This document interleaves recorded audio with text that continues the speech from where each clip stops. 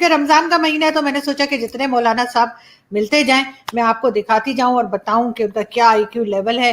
Science कहती है जमीन सूरज के गिर्द घूमती है, आला हजरत कहते हैं जमीन ठहरी हुई है। और स्पेशली अगर कोई साइंस का स्टूडेंट है तो वो तो बेचारे अपने बाल नोच रहे होंगे। हमारे प्राइम मिनिस्टर इमरान खान साहब वो किस तरह की बातें करते हैं, जहां के मुल्ला ऐसे होंगे तो वहां का प्राइम मिनिस्टर कैसा होगा, ये सोचने वाली बात है। करप्शन से डीलिंग, ये सारा 90 दिन में अगर आप लोगों में से कोई अपना सर दीवार पे मारने जाना चाहता है तो वो बिल्कुल जा सकता है।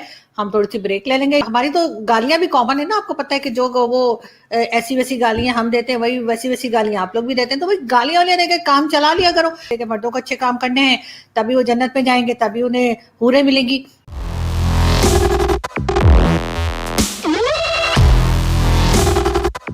आज मुझे आपके लिए जो है वो एक मौलाना साहब और मिल गए, तो वो मैं आपको पहले वीडियो दिखाती हूँ और फिर हम बात करते हैं कि क्योंकि रमजान का महीना है तो मैंने सोचा कि जितने मौलाना साहब मिलते जाएं मैं आपको दिखाती जाऊं और बताऊं कि उनका क्या आईक्यू लेवल है और क्यों हम हमारे इस हम थंबनेल में लगाते हैं मुल्ला और साइंस। तो देखते हैं कि मौलाना साहब हमें क्या नई बात बता रहे हैं। साइंस कहती है जमीन सूरज के गिर्द घूमती है, आला हजरत कहते हैं जमीन ठहरी हुई है। जमीन जमीन जमीन घूमती नहीं है।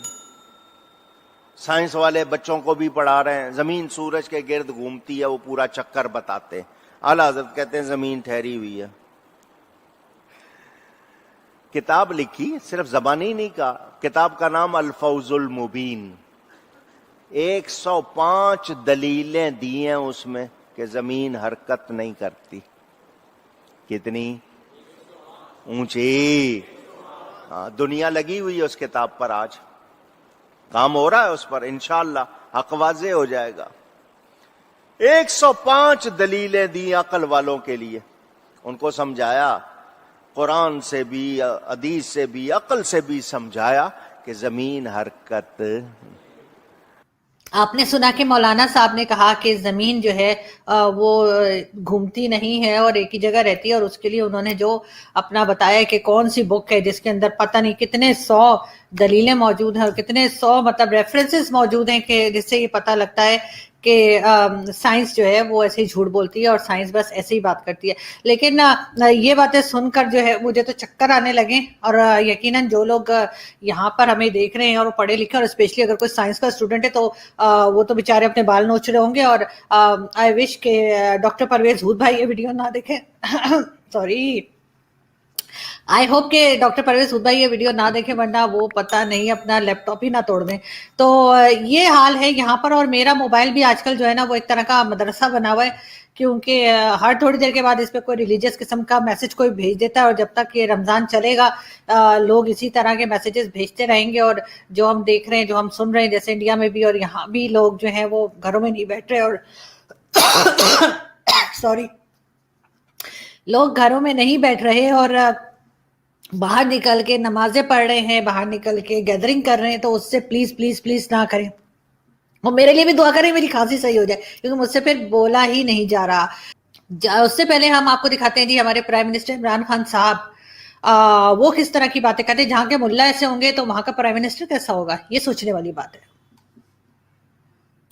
90 दिन में तो कोई कॉन्ट्रैक्ट भी नहीं होगा। 90 दिन तो आपको सोचने में लगेंगे आपने करना क्या है, उसमें करप्शन कैसे खत्म होगी। क्योंकि आपने ये भी कहा कि मैंने प्रोग्राम पे अमल दरामद करना है टाइम फ्रेम के अंदर। अलादीन का चिराग चाहिए 90 दिन पावर पर, ये सब कुछ 90 दिनों में होगा। ये मैं आपको कह रहा हूं, governance system, revenue collection, expenditure cutting, corruption से डीलिंग, ये सारा 90 दिन में, और दहशतगर्दी।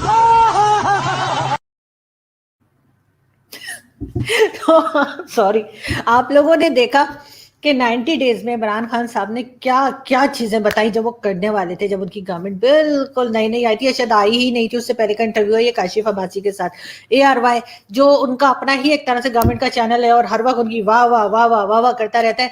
तो बिल्कुल जहाँ के प्राइम मिनिस्टर ऐसे, तो सोचने वाली बात यह है कि उनके मिनिस्टर्स कैसे होंगे। अभी आपको पता है थोड़े दिन पहले अर्थ डे मनाया गया था। हमारे बहुत से जितने लोग हमें देख रहे हैं, मेरे ख्याल है 99% लोगों को पता होगा कि अर्थ डे क्या होता है। लेकिन इमरान खान साहब के मिनिस्टर अर्थ डे के लिए क्या बता रहे हैं, ये सुनने वाली बात है। चलिए देखते हैं। अच्छा सर बताइएगा, अरखान क्या है? जी अर्थार क्या है सर? अर्थार ये है कि जो भी दुनिया में कहीं भी अर्थ आता है तो हमें उस अर्थ को रोकने के लिए हम जो सपोर्ट करते हैं वो सिर्फ ग्रीनरी करती है, वो दरख्त करते हैं कि आपके हर अर्थ को रोकता है, हर ज़लज़ले को रोकता है। तो हमने इसे रोकना है और इसे ग्रीन करना है इंशाअल्लाह ताला पाकिस्तान। जी, तो आपने सुना कि उन्होंने बताया कि अर्थ आर क्या है, अर्थ डे क्या है। और ये सुनकर अगर आप लोगों में से कोई अपना सर दीवार पे मारने जाना चाहता है तो वो बिल्कुल जा सकता है। हम थोड़ी सी ब्रेक ले लेंगे या आप इसको स्टिल करके चले जाएं वीडियो को, वापस आके सर मारें दीवार पे। शायद आप लोगों को समझ में आए कि ये इमरान खान साहब के मिनिस्टर साहब क्या बता रहे। तो आई होप कि आप लोगों को अब समझ आ गई होगी। और जो जो लोग उसकी गलत डेफिनेशन अपने तौर पे समझ के बैठे हुए हैं तो वो बिल्कुल इंसाफ से सीख सकते हैं। और ये इमरान खान साहब के मिनिस्टर हैं, तो जाहिर बात है जिनके प्राइम मिनिस्टर 90 डेज में पता नहीं क्या क्या करने का बता रहे थे, तो उनके कैबिनेट में मिनिस्टर्स भी कुछ इसी तरह के होंगे। और जी हम आपको दिखाते हैं एक पिक्चर, और ये देखिए जी, ये इंडिया और पाकिस्तान दोनों तरफ के आर्मी के लोग हैं। और ये मेरा ख्याल है वाघा बॉर्डर की शायद है पिक्चर। और वहां पे ये दोनों एक दूसरे को जो है ना किक आउट करने की कोशिश कर रहे हैं, मगर बात सारी ये है कि इसमें से एक के पास वैक्सीन नहीं है और दूसरे के पास गैस के लिए सिलेंडर्स नहीं है, सॉरी ऑक्सीजन के लिए सिलेंडर्स नहीं है।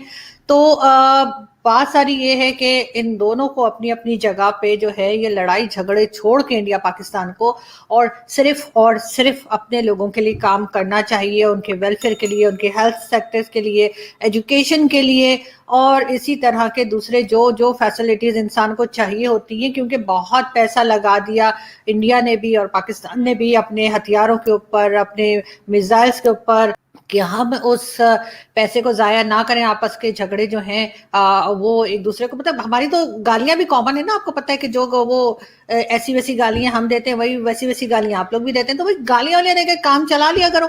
क्या जरूरत है कि जंगे लड़ें या एयर स्ट्राइक करें या एक दूसरे के यहाँ जाके लाते मुक्के चलाएं। थोड़ा बहुत तो खैर झगड़ा जो चलता रहता है, लेकिन फिर भी बहुत लंबी बात ना हो, बहुत लंबा झगड़ा ना हो। मौलाना तारिक जमील और उन्हीं जैसे बहुत से मौलवी जो बार बार कहते हैं सादा जिंदगी गुजारिए, 2 पकौड़े खाइए और 1 रोटी, आधी रोटी खाइए और 1 गिलास पानी पी के सो जाइए, वो देखिए कि वो अफ्तार में इन मौलवियों का क्या हाल होता है। ये देखिए, ये एक सादा सा आपको अफ्तार पार्टी नजर आ रही होगी और इसमें बहुत थोड़े से 2 पकौड़े रखे हुए हैं और 1 आधी रोटी रखी हुई है और साथ में जो है वो 1 गिलास पानी का रखा है और उसके बाद थोड़ा सा नमक खा के। और ये सारे मौलवी जो हैं ये जन्नत के टिकट कटाने के चक्रों में है। और वहां पे जो हूरे हैं वो तो आपको पता ही है, मैं पहले ही बता चुकी हूँ आपको। तो उसमें एक चीज है वैसे, ये लेडीज के लिए, जो मुस्लिम लेडीज है उनके लिए बड़ी अच्छी बात ये है कि उनको यहाँ पे कोई अच्छे काम करने की जरूरत नहीं है, इसलिए कि उनके लिए तो जन्नत में कुछ अट्रैक्शन बताई ही नहीं गई। जो भी बताई गई है वो मर्दों के लिए बताई गई है, इसलिए कि मर्दों को अच्छे काम करने हैं, तभी वो जन्नत में जाएंगे, तभी उन्हें हूरें मिलेंगी। तो लेडीज को तो कुछ मिलना नहीं है, तो इसलिए वो जम के खूब जो दिल करे वो कर सकती हैं।